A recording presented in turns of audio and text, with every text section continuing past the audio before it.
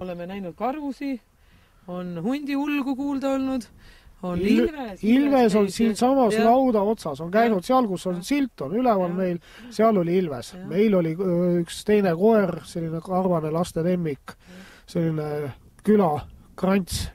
See läks korda majja lööma hästi suure rutuga. Ja, aga kui sai poole lauda peale, siis tuli kiiremini tagasi, kui läks. Ja, nagu püssi kuul oli randal tagasi, sest suur Ilves oli hoovi tulnud.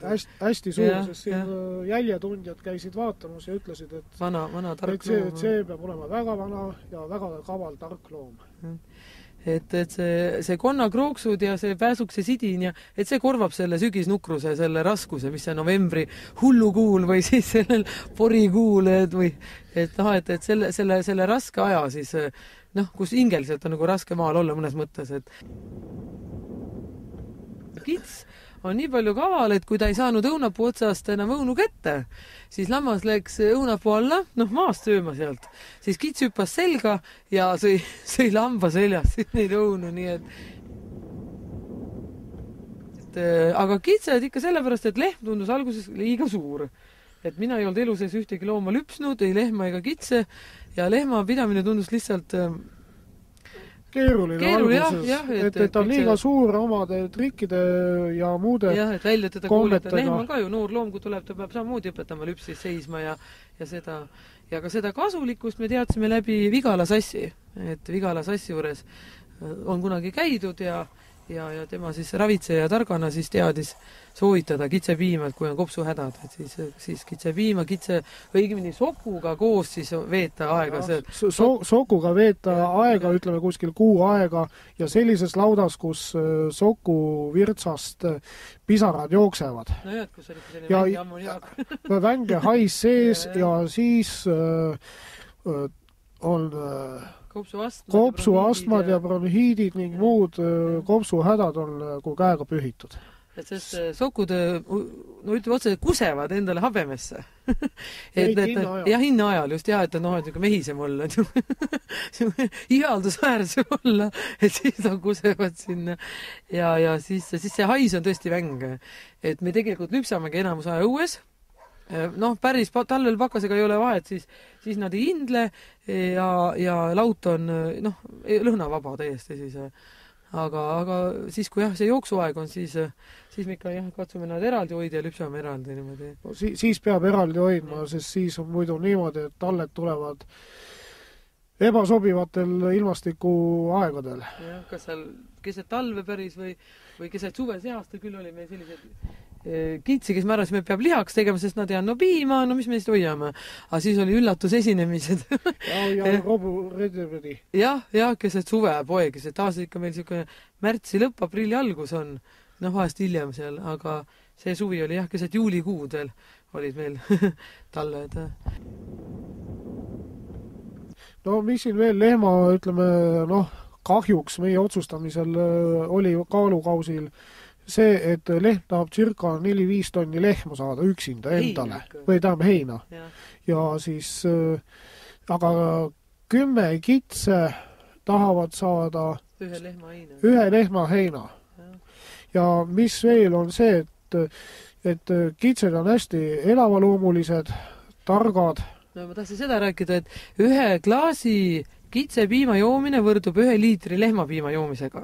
Ehk teisisõnu, ei olegi see kogused nii suurt vaja, et kui me alguses alustasime ikka endal ainult, et ei ole kogusena, ei ole nii suurt karja vajagi, kui seal ütleme piisab juua klaas piima päevas, et saada kõik need kaltsiumid ja need mineraalained, mis selles tervislikus piimas on, et seda ei peagi niimoodi liitrite viisi kaanima. Et see oli ka põhjus, miks targem oli võtta juba kitsest, et üks lehm annab ütleme, vilets lehm, eks ole, annab seal 10-20 liitrit. 10-15. Aga ühelt kitselt, kui sa ei anna talle mineraalaine, neid jõusöötasi, mitte mineraalaine, jõusöötasi juurde, siis saab tegelikult 1,5 liitrit, et ta ei anna palju. Hea kits, kui on niimoodi üles söödetud, võib ka anda 10 liitrit, ma olen lugenud. Rekord on USA-s, kus selline üles tuunitud kits andis 18 liitrit päevas. Aga siin tekib, ütleme, sellest asjast selline küsimärk, et kas nii palju on vaja, sest ütleme, kui üle 3 liitri läheb piima väljalüps, siis kuivaine sisaldus jääb samaks nagu 3 liitril. Et asjal ei ole nagu mõtet. Et kui kits lüpsab seal 1,5 liitrit, siis see piima kuivaine sisaldus jääb enam-vähem samale tasemele nagu 3 liitrigi puhul. Mida vähem piima põhimõtteliselt, seda tummisem ta on, ütleme niimoodi. Seda kontsentreeritum ta on ja seda rohkem on tal kõiki neid mineraalaineid ja me võime teadusliku artikli ette võtta, kõik maha lugeda.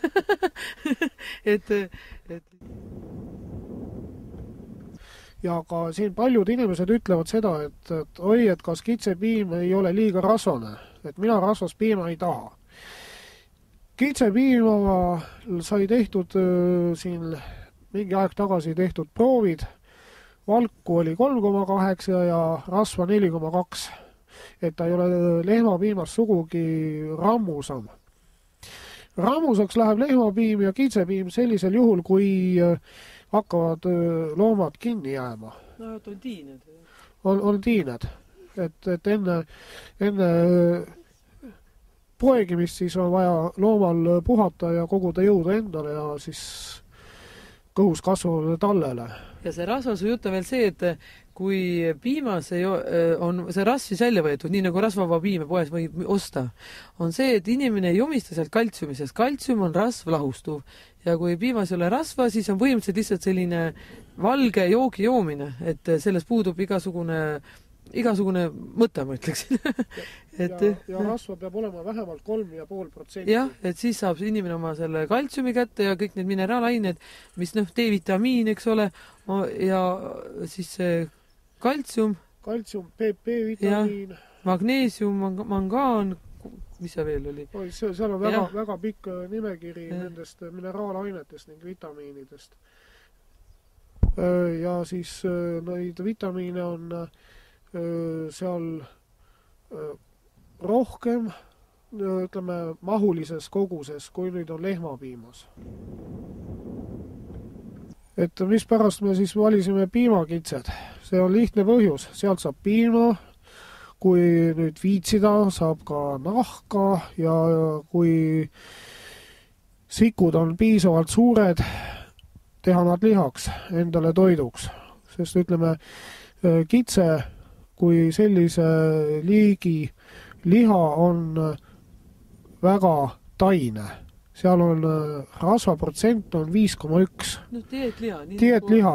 Kanaliha ilma nahata või siis jaanalinnu oma, eks ole. Jaanalinul on üldse 1% rasva lihaskihus. Küülikul on ka juba rohkem kui 5,... Küülikul oli 5,2-3. Kitselihast ja vorsti, me oleme seda ka proovinud teha, et see soolikas ära pesta, mis on üsna keeruline, sest ta on läheb kergeks katki. Siis ja kui sealiha juurde ei pane või see pekki, siis ta jääb üsna selline, kuiv.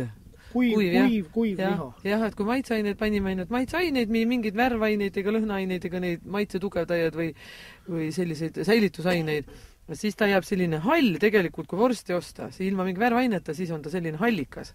Aga ta on ikka tervislik, meie sõime mõnuga ikka, lapsed teavad, et see, jah.